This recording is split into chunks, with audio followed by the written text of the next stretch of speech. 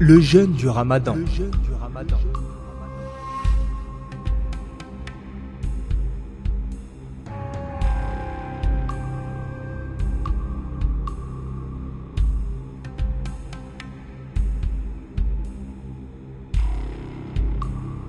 L'ascétisme, forme de tempérance, consistant à se priver volontairement non seulement du superflu, mais aussi du nécessaire, et à s'imposer des souffrances et des travaux qui répugnent à la sensibilité en vue de parfaire la maîtrise de soi.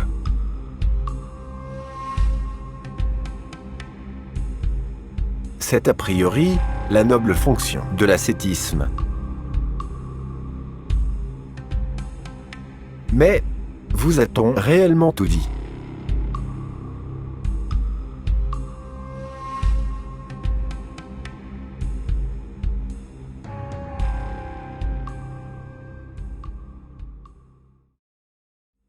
الذين آمنوا كتب عليكم الصيام كما كتب على الذين من قبلكم لعلكم تتقون. Vous avez entendu ? Le lien direct entre le jeûne et la piété.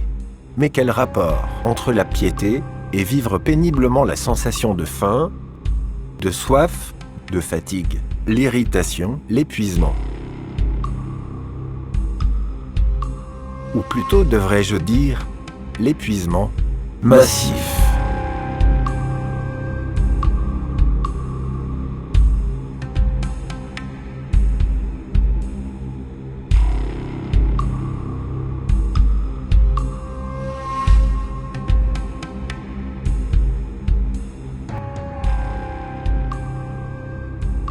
Imaginez, juste un bref instant, s'il y avait finalement une toute autre réalité.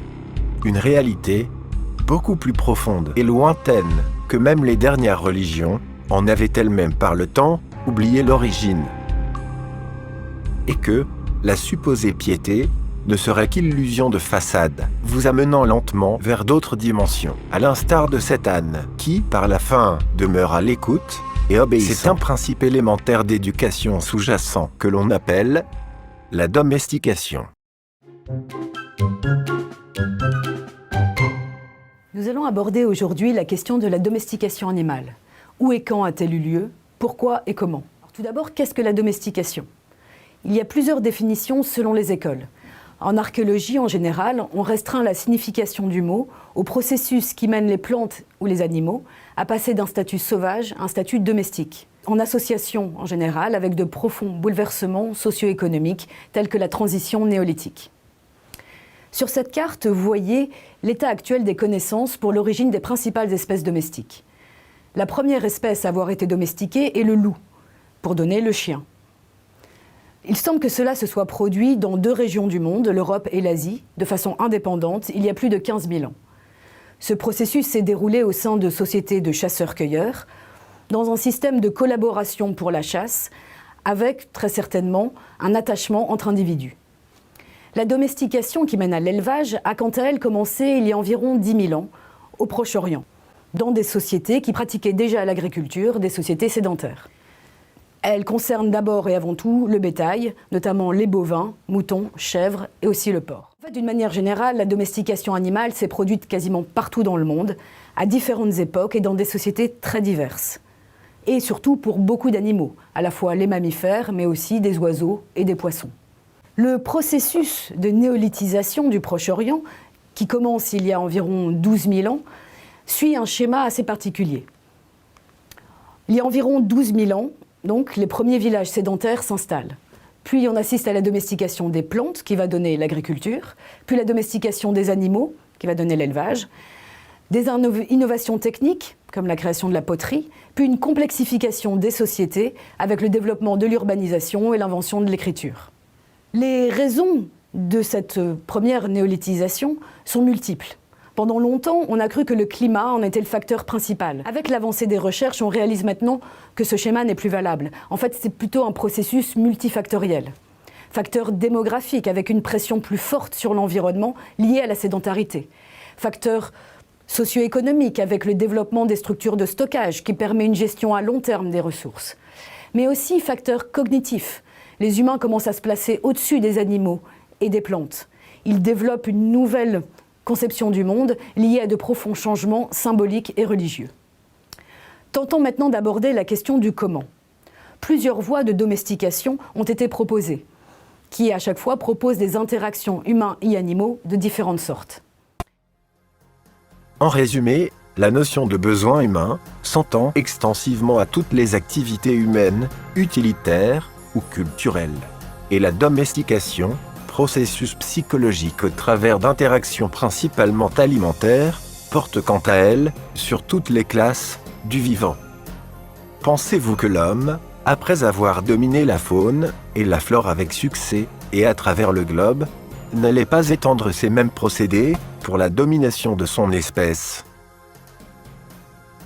Existe-t-il un lien d'héritage entre la domestication néolithique et les restrictions alimentaires du jeûne que l'on retrouve dans toutes les religions?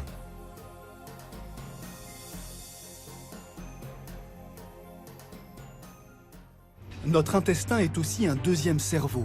Il influence nos émotions.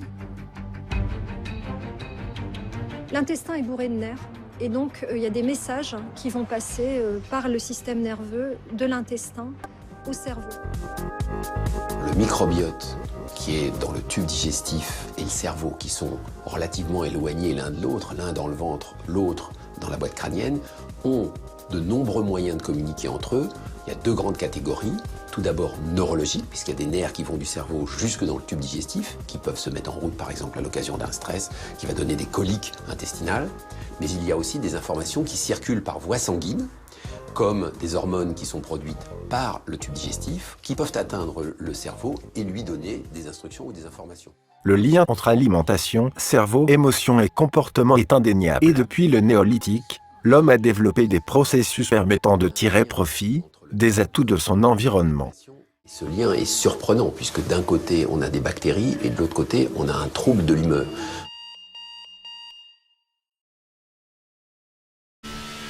Salama! Ouais. 5 minutes till Fajr! Hurry! The chicken's mine! The chicken's mine! Leave it! I want to dip it in some chocolate!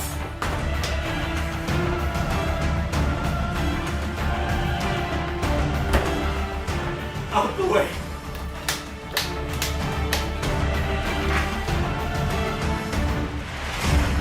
Fiction d'une réalité émotionnelle pas si lointaine. Au fil des siècles, lorsque les civilisations rayonnèrent et que la grande masse des populations était occupée à l'agriculture dans les plaines alluviales très fertiles mais exigeantes de travaux d'irrigation importants et incessants, la religion, quant à elle, dans les mains d'une élite, plus habile que mystique, conservait une silhouette principalement magique. Centrée sur des rites et des restrictions, permettant aux dépositaires minoritaires de l'écriture et du savoir d'exercer sur la masse des habitants des pressions psychologiques contraignantes et fédératrices au travers d'une triangulation entre l'homme, ses émotions et les divinités.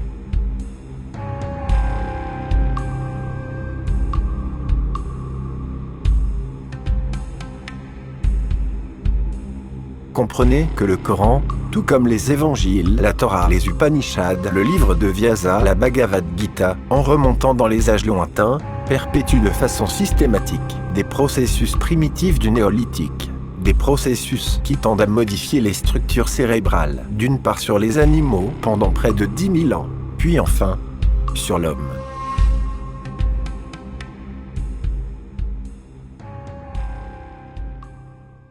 Qu'est-ce que le réflexe de Pavlov? Voyons un exemple. Voici un chien, appelons-le Sparky. Quand Sparky voit ses croquettes, il bave. Cette réaction a eu lieu sans conditionnement. Les croquettes sont donc le stimulus inconditionnel et la bave, la réponse inconditionnelle. Ceci est une cloche. Sparky ne réagit pas à la cloche. Il s'agit donc du stimulus neutre. Le but du conditionnement est ici que Sparky associe la cloche aux croquettes. Pour ce faire, nous faisons sonner la cloche en même temps que nous montrons les croquettes pour déclencher la bave. On répète le procédé jusqu'à ce que le conditionnement soit un succès. Le son de la cloche seul déclenche bien la bave. La cloche est donc devenue le stimulus conditionnel et la bave, la réponse conditionnelle. Ceci est applicable à tout stimulus et à toute réponse liée et à tout être vivant. Cette méthode de conditionnement est appelée le réflexe de Pavlov. À présent que nous avons bien compris qu'à l'origine, il ne s'agissait pas de piété, mais plutôt d'un processus associatif cérébral, la nourriture étant un des stimulus inconditionnels les plus forts, c'est-à-dire qu'il déclenche en toi des réactions émotionnelles puissantes. Les entités divines, comme tous les dieux, sont des stimulus neutres, c'est-à-dire initialement sans effet émotionnel, à l'instar de Thor, Osiris, Bélénos et Toutatis, qui n'éveillent en toi absolument aucune émotion. Alors, il faut greffer, via l'association cérébrale émotionnelle, ces entités neutres, jusqu'à ce que ton esprit les fusionne et donne l'illusion qu'elles vivent sous forme d'émotions en toi. C'est exactement ce qui se passe lorsque l'on te prive de tes besoins biologiques, de sexe, d'eau et de nourriture pendant de longues heures et de longs jours, et que l'on te les libère au moment associatif précis.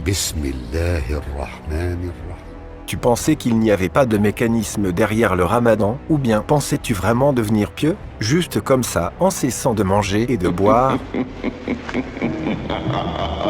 C'est au moment où sonnera la clochette, c'est-à-dire l'appel à la prière. C'est là que le processus s'actionnera, et c'est exactement à cet instant précis, dans ta condition d'affamé, d'assoiffé, d'épuisé, où la stimulation olfactive, gustative seront poussées à leur paroxysme, que l'entité neutre s'appropriera tes réactions de bonheur, de bien-être et de vie dans toute ton explosivité cérébrale pour prendre la forme et les contours de tes émotions. On répète le procédé jusqu'à ce que le conditionnement soit un succès.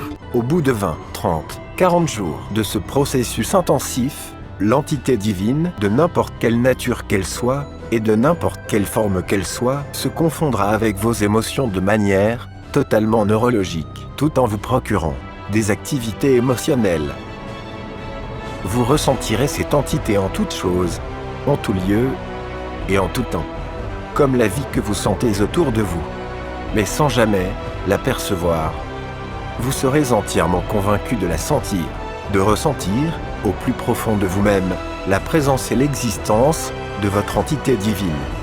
À ce stade-là, quasiment plus rien ne pourra déconstruire ce mécanisme profondément cérébral.